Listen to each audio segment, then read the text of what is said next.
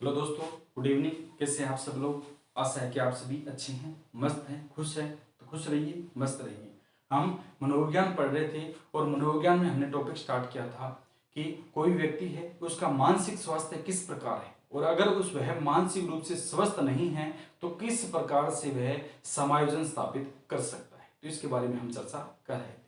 सर्वप्रथम हमने मानसिक स्वास्थ्य के बारे में चर्चा की थी। मानसिक स्वास्थ्य कहा किसे जाता है, इसकी विभिन्न वैज्ञानिकों के द्वारा कौन कौन सी परिभाषाएं दी गई है, हमने 2-3 बार इसके बारे में विस्तृत चर्चा की है। इसके बाद हमने देखा था कि कौन व्यक्ति मानसिक रूप से स्वस्थ है और कौन व्यक्ति क्या मानसिक रूप से अस्वस्थ है, इसके बारे में कैसे जानेंगे। तो हमने देखा था कि कोई व्यक्ति मानसिक स्वस्थ है तो किस प्रकार प्रक्रिया करता है और कोई व्यक्ति मानसिक रूप से अस्वस्थ है तो अपनी कार्यप्रणाली किस प्रकार दर्शाता है। इसके बाद में हमने देखा था कि समायोजन किसे कहा जाता है। समायोजन की परिभाषा हमने देखी थी कि कोई व्यक्ति है समय परिस्थिति के अनुरूप अपने आप किसी कार्य के साथ तालमेल स्थापित नहीं कर पाता है तो व्यक्ति क्या है, कुसमायोजित हो जाता है, यानी समायोजन स्थापित नहीं कर पाता है। जिसे कोई बच्चा है या कोई लड़की है, वो ऐसे परिवेश में रह रही है जहां उसका बिल्कुल भी मन नहीं लग रहा है। कई बार होता है शादी कर देते हैं बच्चे की, वो उस परिवार में चली जाती है जहां उसका बिल्कुल भी मन नहीं लगता, न चाहते हुए वहां पर क्या है रहना पड़ता है। इसी प्रकार का कोई परिवार मिल जाता है जिसके कारण क्या है, न चाहते हुए उसे वहां रहना पड़ रहा है, उसका बिल्कुल भी मन नहीं लगता है, लेकिन वह समायोजन स्थापित कर रही है। समय परिस्थिति के अनुसार क्या उठ रही है, कार्य कर रही है, दिन में दोपहर में जो कार्य वो करती है, शाम को करती है, झाड़ू पर जो उनकी प्रक्रिया है ससुराल की वो पूर्ण रूप से कर रही है, लेकिन मानसिक रूप से खुश नहीं है। मानसिक रूप से यदि कहे उसे वह खुशी नहीं मिल रही है जो वो पीहर में थी या जो वो और कहीं जाकर के उसे खुशी मिलती, तो ऐसे में जब व्यक्ति लंबे समय तक 1 दिन 2 दिन 4 दिन 6 दिन 1 महीने 2 महीने 3 महीने लगातार ऐसी प्रक्रिया चलती है, लड़की कार्य तो करती रहती है या कोई जो लड़का है वो उस परिवेश में कार्य तो करता रहता है, लेकिन क्या उसे वो खुशी नहीं मिल पाती है जिसकी वो इच्छा करता था, जिसकी उसके मन में इच्छाएं थी। तो लंबे समय तक जब व्यक्ति क्या है इन बातों से गुजरता है, इस प्रकार वो कार्य करता रहता है, तो लंबे समय तक उसके दिमाग में क्या है कोई प्रेशर आता है, कोई दबाव आता है, जिसके कारण वह दुखी हो जाता है। और जब वह दुखी होता है तो उन्हें विभिन्न प्रकार के रोग घेर लेते हैं, जिसे हम क्या कहते हैं, कुसमायोजित व्यक्ति कहा जाता है, यानी कुसमायोजित हो गया है, यानी किसी प्रकार से उसके दिमाग में क्या है कोई परिस्थिति ऐसी घर कर गई है जिसके कारण क्या है वह रोग का शिकार हो गया है। तो हमने देखा था कि कौन कौन सी मानसिक जो मनोरचनाएं हैं, कौन कौन से जो मानसिक रोग है जो व्यक्ति को लंबे समय तक समय और परिस्थिति के अनुरूप तालमेल स्थापित नहीं कर पाने के कारण क्या हो जाते हैं। इनमें हमने चर्चा की थी, तनाव है, दुश्चिंता है, भगनाशा है, कुंठा है, द्वंद्व है, या इसे संघर्ष भी कहा जाता है। तो ये हमने विभिन्न के बारे में चर्चा की थी। इसके बाद हमने देखा था कि कौन कौन सी ऐसी मानसिक मनोरचनाएं हैं जिसके कारण व्यक्ति का समायोजन स्थापित कर सकता है, कौन कौन से जो ऐसे उपाय हैं जिनके कारण क्या वो समायोजन स्थापित कर सकता है। तो हमने इसके बारे में देखा था कि बाधाओं को दूर करके अन्य मार्ग खोजकर है या अन्य किसी परिस्थिति में खुद के साथ क्या है ऐसी क्रिएटिव कोई प्रणाली अपना ले जिससे उसके दिमाग में किसी प्रकार का कोई चिंता, तनाव, द्वेष भावना किसी प्रकार की न हो, तो ऐसे में व्यक्ति क्या हो जाता है वो मानसिक रूप से क्या समायोजित हो जाता है। इसके बाद हमने देखा था कि मानसिक स्वास्थ्य के प्रत्यक्ष उपाय क्या क्या है, मानसिक स्वास्थ्य क्या है, प्रत्यक्ष उपाय कौन कौन से हैं जिसके कारण हम इसको कर सकते हैं। तो यही है, बाधाओं को दूर करके अन्य लक्ष्य खोजकर लक्ष्य प्रतिस्थापित कर है, अन्य मार्ग निकाल कर, ये हमने चर्चा की थी। इसके बाद हम पढ़ रहे थे कि मानसिक स्वास्थ्य के अप्रत्यक्ष उपाय है, यानी हम किसी प्रकार से कुसमायोजित हो गए हैं तो उनके कौन से अप्रत्यक्ष उपाय है जिसको अपनाकर हम उन स्थिति से बाहर निकल सकते हैं जो हमें दुखी रखती है, हमें तकलीफ देती है। तो हम पढ़ रहे हैं मानसिक स्वास्थ्य के अप्रत्यक्ष उपाय है। इनमें हमने एक चर्चा की थी, पहला हमने क्या पढ़ा था, दमन है। पहला हमने क्या है चर्चा कर ली थी कि दमन कहा किसे जाता है। कटु अनुभूतियां होती है, कोई अतिरिक्त इच्छाएं होती है या दुखद बातें होती है जिनको हम अपने दिमाग से बलपूर्वक बुलाना चाहते हैं, ऐसी स्थिति को क्या कहा जाता है, दमन के नाम से जानते हैं। यानी कोई ऐसी बात है जिसको हम पूरा नहीं कर पाए हैं, वो हमारे चेतन मन में रहती है। सिगमंड फ्रायड ने मन की 3 अवस्थाएं बताई थी, चेतन, अचेतन और अचेतन है। जब व्यक्ति की दुखद बातें हैं, अतिरिक्त इच्छाएं हैं, या किसी प्रकार से उसने जो आशा की थी उसके अनुरूप कार्य नहीं कर पाता है और दुखी हो जाता है, तो इन दुखी बातों को जो व्यक्ति अपने दिमाग से बलपूर्वक भुला देता है, तो ऐसी स्थिति को क्या कहा जाता है? दमन कहते हैं। और वह कटु अनुभूतियों, जो अतिरिक्त इच्छाएं हैं, दुखद जो बातें हैं, इनको बलपूर्वक भुलाकर अपने दिमाग को शांत रखता है और खुश रहने की कोशिश करता है। तो ये कौन सा हो गया? तनाव के द्वारा तनाव को बलपूर्वक भुलाकर व्यक्ति किसकी बात करता है? अगर हम बात करते हैं उसी तनाव आगे है तो उसको दमन करके, यानी जो बातें हैं उनको भुला करके व्यक्ति खुश रहने की कोशिश करता है। तो ये कौन सा हो गया? पहला हमारा अप्रत्यक्ष उपाय है, यानी व्यक्ति के समायोजन के अप्रत्यक्ष उपाय में पहला पॉइंट आता है दमन करना है। दूसरा हमने पढ़ा था समन करना है। दूसरा कौन सा आता है? समन करना है। कोई ऐसी बात हमारे साथ हो जाती है, कोई ऐसी बात हमारे साथ हो जाती है जिनको हमारे दिमाग याद करता है, लेकिन हम उसको कहे जानबूझकर भुलाने की कोशिश करते हैं। तो किसी बात को लेकर दिमाग के द्वारा चेतन अस्वीकरण करना क्या कहलाता है? शोधन कहलाता है। इसके बारे में हमने उदाहरण देखा था कि कोई एक व्यक्ति है जो सुबह दूध लेने गया, दूध वाले के साथ उसका क्या झगड़ा हो जाता है। सुबह उठते ही क्या दूध वाले के साथ उसका झगड़ा हो जाता है। तो झगड़ा होने के कारण उसका पूरा दिन खराब रहता है। इसके कारण क्या है? वो अपने माइंड में कहता है जो हुआ छोड़ो, जो हुआ, यानी इसको भूलने की कोशिश करता है। जब किसी दुख बात को चेतन अस्वीकार करने की मन की स्थिति आती है तो इसे क्या कहा जाता है? समन कहते हैं। कई बार अपने साथ भी हो जाता है कि भूतकाल में कुछ ऐसी घटनाएं घटित हो जाती है जिनको भूलना चाहते हैं लेकिन भूल नहीं पाते हैं। किसी कारणवश से वो जब चेतन मन में आती है तो चेतन मन उसे स्वीकार करने से कहे इनकार करता है कि चलो जो हुआ वो हुआ था, ऐसा होना था, ऐसा लिखा था। तो वो क्या कर रहा है? स्वयं को समन की स्थिति में ला रहा है, यानी बलपूर्वक भुलाने की कोशिश कर रहा है, समन कर रहा है, यानी समायोजित होने का प्रयास कर रहा है। तो दूसरा हमने क्या पढ़ा है? समन है। तीसरा क्या है? प्रक्षेपण पढ़ा था। तीसरा हमने क्या पढ़ा था?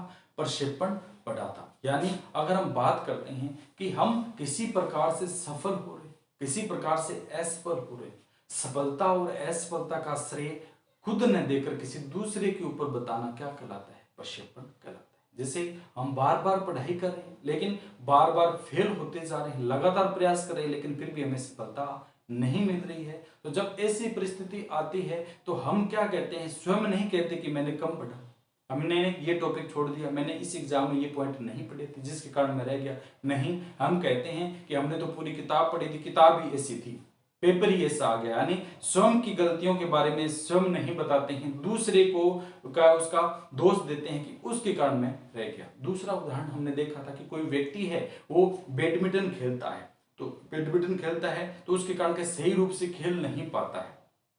तो वो क्या कहता है? बल्ले की तरफ देखता है कि क्या कहता है ये बल्ला सही रूप से कार्य नहीं कर रहा है, इसके कारण मैं खेल नहीं पा रहा हूँ। यानी नाच न जाने आंगन टेढ़ा। कोई व्यक्ति है उसे नाचना नहीं आता तो वो कहता है ये आंगन यहाँ से टेढ़ा है, इधर से ऐसा है। तो अगर यह समतल भूमि होती, सही तरह से ये आंगन होता तो मैं नाच लेता। ये कहावत जो होती है वो इसके ऊपर लागू होती है। यानी किसी भी सफलता व असफलता का दोष व्यक्ति जब स्वयं पर नहीं लगाकर किसी दूसरे व्यक्ति पर ला देता है तो इसे क्या कहा जाता है? प्रक्षेपण के नाम से जानते हैं।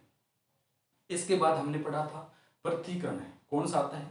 पृथक्करण है। यानी कई बार ऐसी बातें होती है जो हमें दुख व तकलीफ देती है। कहीं दोस्तों के साथ, मित्रों के साथ बैठे, वो ऐसी कुछ बातें कर रहे हैं जिससे क्या है? हमें दुख हो रहा है। हमें क्या है? दुख हो रहा है किसी बात को लेकर कि ये क्यों बात करें, मेरे साथ तो ऐसी बात होगी, ये ऐसी बात क्यों कर रहे हैं। तो इसे क्या कहा जाता है? पृथक्करण। यानी वो व्यक्ति वहां पर बैठा है, दुखी हो रहा है, तो जब वहां से खड़ा होकर चला जाता है, यानी स्वयं को वहां से अलग कर देता है, तो इसको क्या कहा जाता है? पृथक्करण के नाम से जानते हैं। यानी किसी कारण से व्यक्ति जब किसी माहौल में बैठा है, उस माहौल में वह दुखी हो रहा है, तो उस दुखद बात से क्या है? वह स्वयं खड़ा होकर वहां से क्या है? चला जाता है, यानी पृथक्करण स्थापित करता है और अपने आप को समायोजन रखने की कोशिश करता है। जैसे कई बार होता है, शादियों में जाते हैं मोस्टली, अभी कई शादियों में गए थे, मेरा एक दोस्त है वो अभी शादी में गया था, नवंबर की शादी थी, वहां पर गया था। तो उस शादी में क्या है? वो चला गया, बिना बुलाए चला गया था। लेकिन फिर वो चला जाने के बाद में क्या है? वहां उसने ऐसा माहौल देखा कि उसकी वहां पर बिल्कुल भी कोई जरूरत नहीं, किसी प्रकार से कोई व्यवधान नहीं है, सारे खुश है, सब अच्छा माहौल है। तो उसने क्या थोड़ी समय तक वहां रुका। क्यों? उसे क्या है कहा था कि शादी में आना, तो वो गया था, थोड़े समय तक क्या है वो शादी में रुका, लेकिन बाद में क्या है वहां से आ जाता है। कल वो आया था तो मैंने उनसे पूछा था क्यों रहे वहां रुका क्यों नहीं जाता, बोले क्या है यार कोई पूछ ही नहीं रहा था, वो खुश थे तो मैं वहां से क्या है आ गया। ठीक है, तो इस प्रकार है जब व्यक्ति जहां पर जरूरत नहीं होती है वहां पर वह अपने आप किसी प्रकार से दुखी होता है, तो वहां से जब उठकर चला जाता है, अलग करता अपने आप को अलग करता है, तो ये कौन सा कहलाता है, प्रतिकरण है। इस प्रकार वह खुद को समायोजित करने की कोशिश करता है। इसके बाद हमने देखा था आश्रित होना है। कोई व्यक्ति है वो कर्महीन है, अभी तक कार्य नहीं लगा है, कोई कार्य नहीं करता है, कर्महीन है, तो कर्महीन जब तक व्यक्ति रहता है तब तक वह दूसरे के ऊपर के आश्रित रहता है, डिपेंडेंट रहता है, और दूसरे के ऊपर आश्रित रहकर वह स्वयं को समायोजित होने की कोशिश करता है। यानी मैं कहे अभी तक कार्य करना स्टार्ट नहीं किया है किसी प्रकार से, तो मैं कहे दूसरे के ऊपर आश्रित हूँ। ठीक है, दूसरे के ऊपर के आश्रित हूँ, डिपेंडेंट हूँ। जब तक हम स्वयं के द्वारा स्वयं का कोई कार्य नहीं कर लेते हैं तब तक हम दूसरे के ऊपर के आश्रित रहते हैं।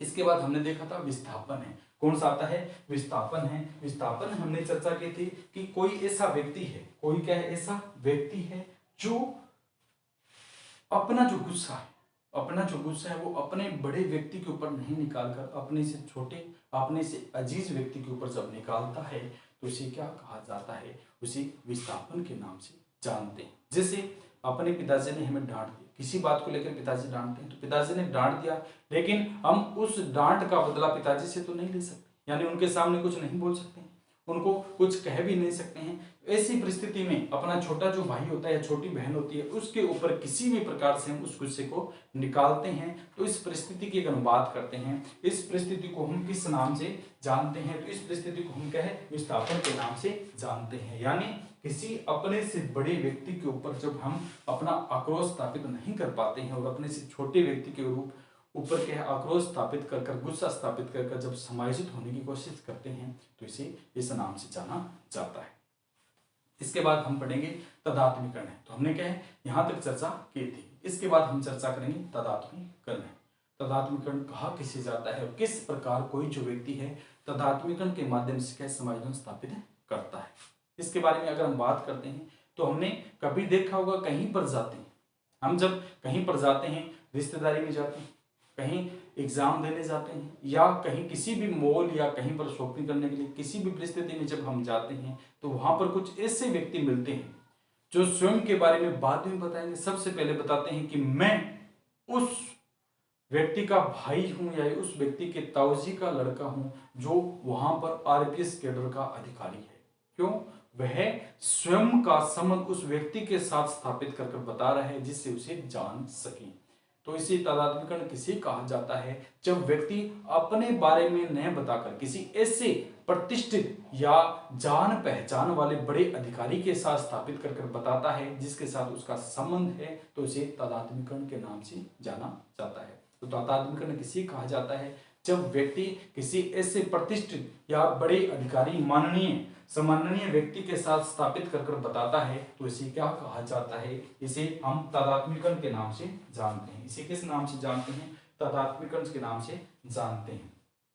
दूसरा, समाज में, जैसे अपने किसी भी समाज में रहते हैं, समाज में जब रहते हैं तो समाज में जो व्यक्ति होते हैं, अपने से बड़े व्यक्ति होते हैं, उनकी कुछ समाज में प्रतिष्ठाएं होती है, उनके जो मान सम्मान होते हैं। तो हम गांव या शहर जहां पर भी रहते हैं तो वहां पर जब अपनी कॉलोनी में जाते हैं, अपने परिवेश में जाते हैं, तो अपने क्या ज्यादा लोगों ने देखा नहीं होता है, अपने को ज्यादा लोग जानते नहीं हैं, तो ऐसे में वो हमसे पूछते हैं कि आप कौन हैं। तो जब हम बताते हैं कि मैं उनका लड़का हूं या उनके परिवार से हूं, तो वो व्यक्ति तुरंत समझ जाते हैं। क्यों, उन्होंने ऐसे कार्य किए होते हैं, वो प्रतिष्ठित होते हैं, माननीय होते हैं, उनको लोग जानते हैं। तो जब व्यक्ति किसी दूसरे व्यक्ति के साथ जो माननीय है, सम्माननीय है, उनके साथ संबंध स्थापित कर कर स्वयं का परिचय देते हैं, तो इसे तदात्मीकरण के नाम से जाना जाता है।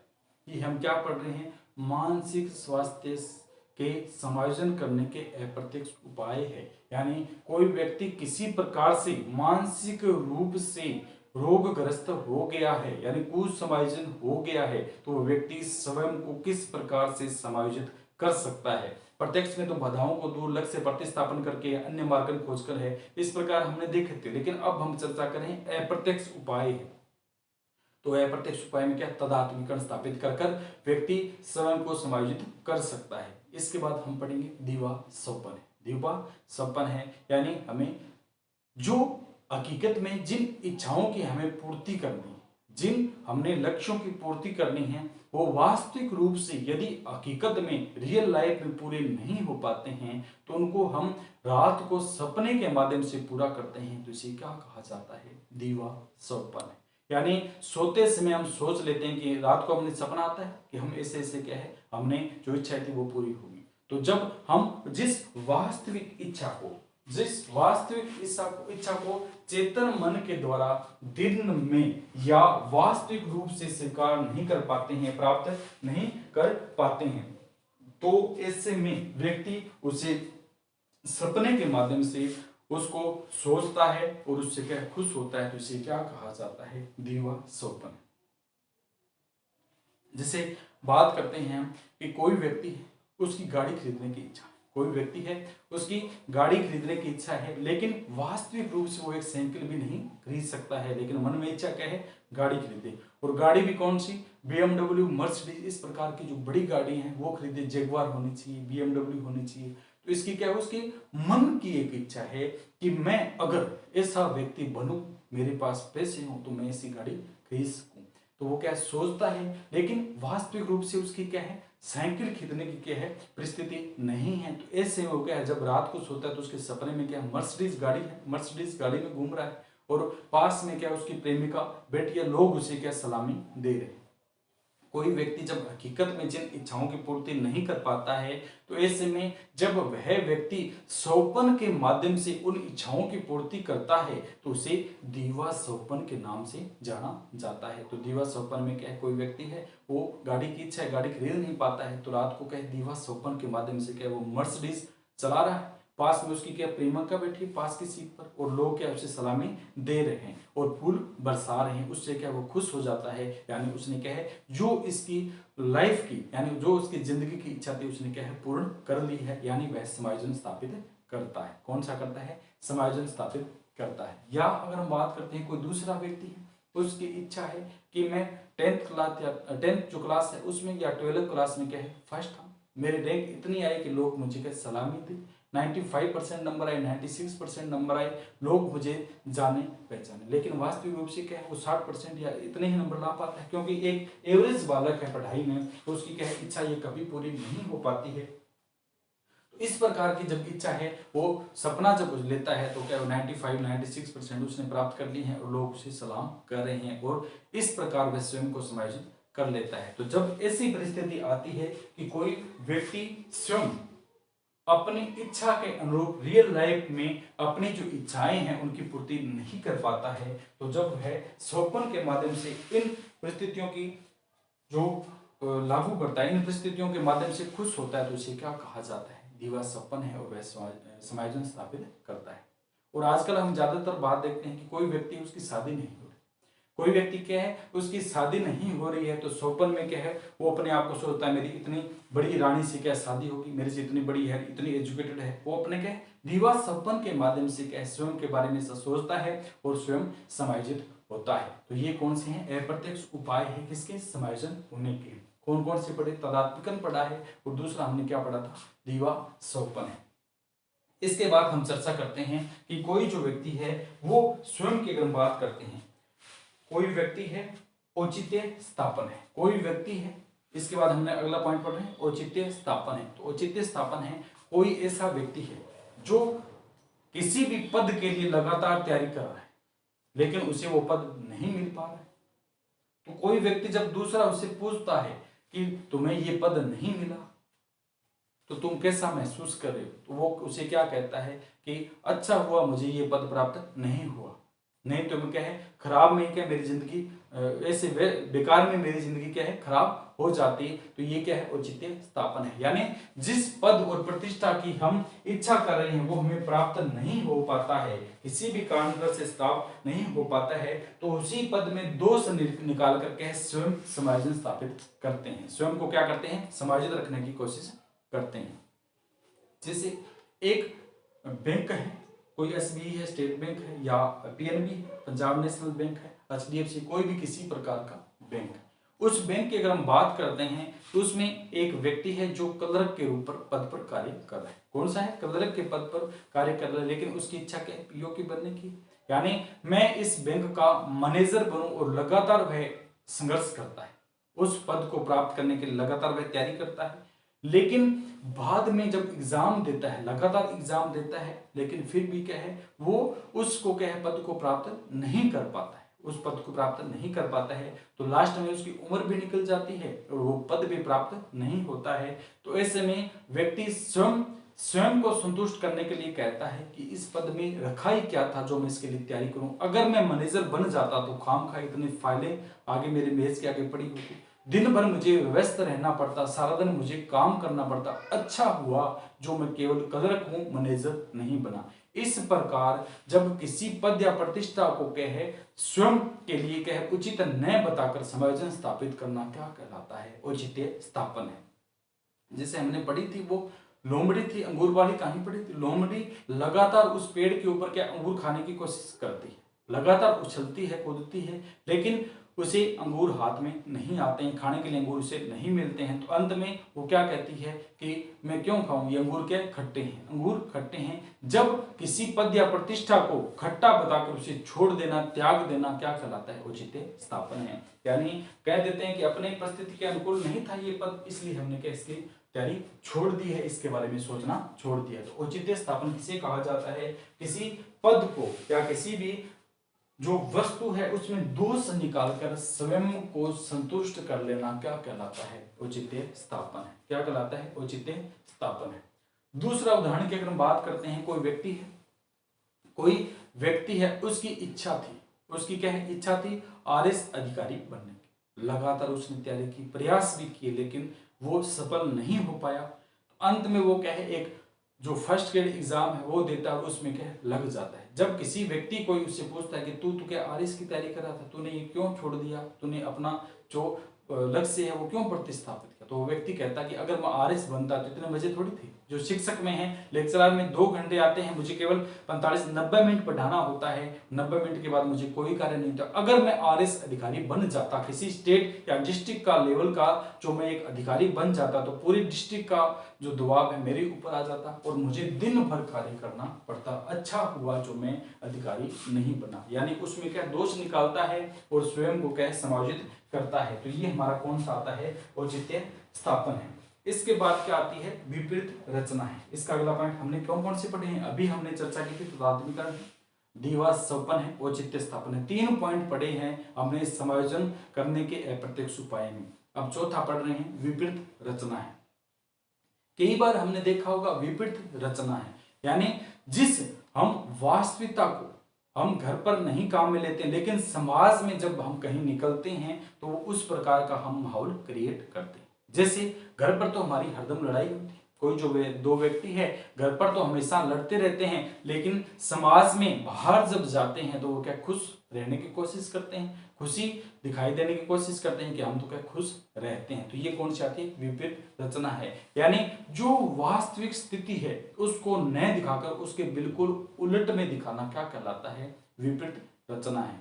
दूसरा उदाहरण की अगर हम बात करते हैं तो मोस्टली जो परिवार होते हैं उनमें दादाजी है, दादाजी ये सारे रहते हैं, पिताजी है, दादाजी है, दादाजी है, सारे रहते हैं। लेकिन कई जो परिवार होते हैं उनमें अपने से बुजुर्गों का सम्मान नहीं किया जाता है। घर पे हमने कई बार देखा है, कईयों के घर में दादाजी है, दादाजी है, तो उनको क्या है, घर पर कोई विशेष आदर नहीं दिया जाता है। ठीक है, उनके साथ तू तड़ाके से ऐसे बहुत अजीबो तरीके से बात की जाती है, जिसको देख करके मन विचलित होता है, दुखी होता है।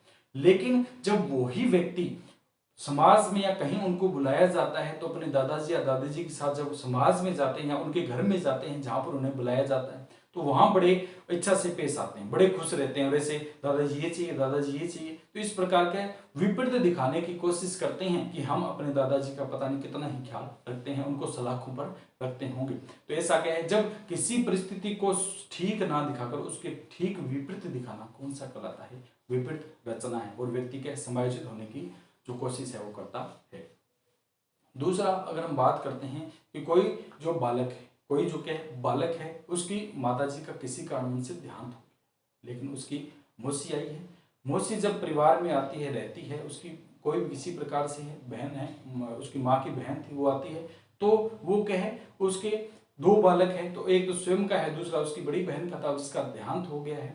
तो वो क्या घर पर उससे इतना कार्य करवाती है, उस बच्चे से क्या बहुत ही ज्यादा कार्य करवाती है, उसे हरदम दुखी रहती है, कार्य करने के लिए कहती रहती है। वो बच्चा घर पर बहुत सारे कार्य करता है, लेकिन जब किसी नाते रिश्तेदार के यहाँ जब वो व्यक्ति जाते हैं तो वो महिला उस बच्चे को लेकर जाती है, तो इसे उतनी तैयार अच्छी तरह से तैयार कर ले जाती है और अच्छी तरह से वहाँ पेश आती है, बेटे ये लेगा, बेटे ये खाएगा, हमारे बेटा बहुत काम करता है, इससे पढ़ता है, वैसे पढ़ता है। इस प्रकार विपरीत बातें बताती है जो घर के बिल्कुल विपरीत है। तो ये कौन सा होता है, वो समाज में स्वयं क्या है, समायोजन स्थापित करने की कोशिश कर रही है। तो इसे क्या कहा जाता है, विपरीत रचना के नाम से जाना जाता है। कौन सा है, विपरीत रचना है, यानी जो परिस्थिति है उसके बिल्कुल अपोजिट कार्य करते हैं।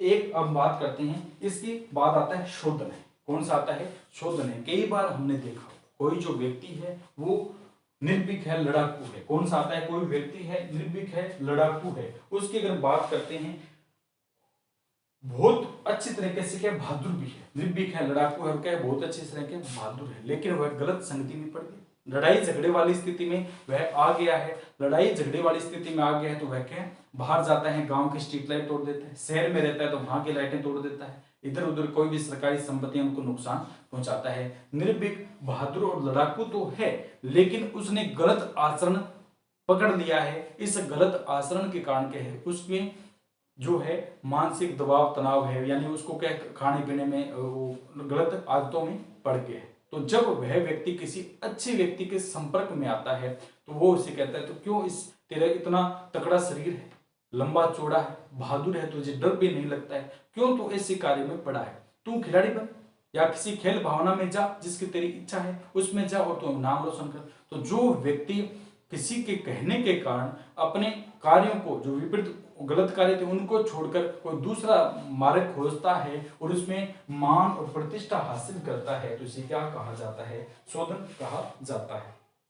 तो खिलाड़ी कई बार होते हैं कि लड़ाकू है, गुस्से हैं, ऐसे व्यक्ति जो होते हैं, चिड़चिड़े जो होते हैं, वो हमेशा लड़ते रहते हैं, ऐसे गलत आदतों में पड़ जाते हैं। किसी के कहने के बाद वो एक मुक्केबाज के रूप में बड़े व्यक्ति बनते हैं, बल्लेबाज के रूप में बड़े व्यक्ति बनते हैं, फुटबॉलर के रूप में क्या बड़े व्यक्ति और नाम हासिल करते हैं। तो इसे किस नाम से जानते हैं, शोधन है। यानी उनके अंदर जो भावना थी, जो विश्वास था, यानी हम कुछ भी निर्भीक थी, लड़ाई करने की भावना थी, वो थी, उसको कहे एक पॉजिटिव वे में ले गई और अपने आप को कहे एक नामित व्यक्ति के रूप में कहे स्थापित किया। तो ये कौन सा आता है, इसकी अगर बात करते हैं, शोधन के नाम से जाना जाता है। इसके बाद अगर हम चर्चा करते हैं कि एक जो व्यक्ति है वो किसी कारण से क्या गूंगा है, बहरा है, यानी इसके बारे में बात करते हैं सतीपूर्वक उपाय। सतीपूर्वक क्या है, उपाय है। कोई व्यक्ति है वो गूंगा है, बहरा है, किसी भी प्रकार से क्या जब कक्षा में जाता है तो और बच्चे हैं वो उसके क्या है मजाक उड़ाते हैं, उसके साथ अच्छे से व्यवहार नहीं करते हैं, अच्छे से बात नहीं करते हैं। तो ऐसे में वो बालक देखता है कि मेरी क्या बिल्कुल इज्जत नहीं है, वो लगातार पढ़ता है, बाद में क्या वो क्लास में फर्स्ट डिवीजन यानी फर्स्ट रैंक लाकर के है सबसे अच्छे अंक लाकर पास होता है। तो उसे लोग क्या है उसका सलाम करने लगते हैं, उसके पास में अच्छी तरह से बातें करते हैं, उसके साथ बोलने का जो क्या कोशिश करते हैं, उसके साथ अच्छे से क्या वार्तालाप जिस प्रकार वो बोलने की कोशिश करते हैं। तो यानी उस व्यक्ति ने जिस उसकी कमी थी उसको क्या है सतीपूर्वक उपाय के नाम से जानते हैं, यानी उसकी सती उसने क्या फर्स्ट क्लास में फर्स्ट आकर उसकी क्या है पूरी की है। मोस्टली शादियों में जाते हैं तो कई बार हमने देखा कोई लड़की है उसका कद के छोटा है, तो उस कद को क्या है वह ऊंचा दिखाने के लिए ऊंची एड़ी के सैंडल पहनती है, ऊंची एड़ी के सैंडल पहनकर वह स्वयं का कद है वो ऊंचा दिखाकर स्वयं को समायोजित होने की कोशिश करती है। कोई भी जो लड़की है शादी में जाते हैं तो देखते हैं कोई लड़की है उसका ज्यादा बड़ा कद नहीं है, तो ज्यादा बड़ा कद नहीं होने के कारण क्या है ऊंची एड़ी के सैंडल पहनकर स्वयं का समायोजन स्थापित करने की कोशिश करती है। तो ये कौन सा आता है सतीपूर्वक उपाय है। इसके बाद हम चर्चा करेंगे आक्रामक उपाय। कौन कौन से आते हैं आक्रामक उपाय है। तो आक्रामक उपाय कौन से होते हैं, दो प्रकार के होते हैं कि कोई व्यक्ति है वो गुस्सेल है, चिड़चिड़ापन है, इस प्रकार का है, हमेशा हमें लगता है गांव में या शहर में जब देखते हैं कई आचरण देख लगता है ये लड़ाकू है, इस प्रकार का है। तो इसमें क्या है दो प्रकार के उपाय अपनाए जाते हैं। आक्रामक उपाय दो प्रकार के होते हैं, एक तो रक्षक होते हैं, एक भक्षक होते हैं। जो लड़ाकू है उसे लड़ाई झगड़े करने का शौक है, तो जब वह किसी की सहायता करता है तो वो उसे रक्षक के रूप में जाना जाता है। और जब वह व्यक्ति कहे किसी की रक्षा नहीं, किसी को लूटना है, पीटना है, चोरी करना है, ऐसे कार्यों में लग जाता है तो उसे भक्षक की श्रेणी में रखा जाता है। तो ये हमारे कौन से हैं? अक्रामक उपाय हैं। यानी अक्रामक उपाय दो प्रकार के होते हैं, एक तो रक्षक कहा जाता है और दूसरे को क्या कहा जाता है? भक्षक के नाम से जानते हैं। तो ये हमने क्या पढ़े हैं कि समायोजन स्थापित करने की अप्रत्यक्ष उपाय है। पहले हमने पढ़ा था कौन सा आता है, अगर हम किसी भी प्रकार की अगर हम बात करते हैं तो दमन था, समन था, इसके बाद हम पर्यवेक्षण था, पृथक्करण था, विस्थापन था, आश्रित होना था, तदात्मीकरण था, और इसके बाद हमने चर्चा की थी कि कोई व्यक्ति है वो औचित्य स्थापन करता है। तदात्मीकरण था, औचित्य स्थापन है, आश्रित होना है, डिपेंडेंट होना है, बुरी तरह से किसी के ऊपर कहे, और इसके बाद हमने चर्चा की थी कि दीवा सपन है। कौन सा आता है? दीवा सपन के माध्यम से जब व्यक्ति का समायोजन स्थापित करता है तो उसे नाम से हमने देखा था। औचित्य स्थापन है, दीवा सपन है, पृथक्करण है। ये मोस्टली जो पॉइंट है यहाँ से क्वेश्चन पूछे जाते हैं कि कोई व्यक्ति के इस प्रकार की प्रक्रिया करता है तो निम्न से वह कौन से अप्रत्यक्ष उपाय की श्रेणी में रखा जाएगा। इसके बाद हमने शोधन पढ़ा था और अंत में क्या सतिपूर्वक उपाय हमने चर्चा की थी। और इसके बाद एक फिर और देखा था कि अक्रामक उपाय कौन कौन से, यानी व्यक्ति की अगर हम बात करते हैं समायोजन स्थापित करने के अक्रामक उपाय दो प्रकार के हैं। एक तो क्या शोधन की श्रेणी में आता है और दूसरी क्या दमन या दुखद बातों की श्रेणी में आता है। तो ये क्या है, लगभग ये कंप्लीट हो गया। इसमें फिर भी थोड़े पॉइंट अगर रह गए हैं तो हम इसके बारे में फिर चर्चा करेंगे। तो ये हमारा टॉपिक आज कंप्लीट हो गया। छोटी मोटी बातें हैं या कोई एक आधा रह गया होगा तो उसके बारे में देख लें कल, नहीं तो क्या अगला नया टॉपिक स्टार्ट करेंगे। ओके दोस्तों, थैंक यू।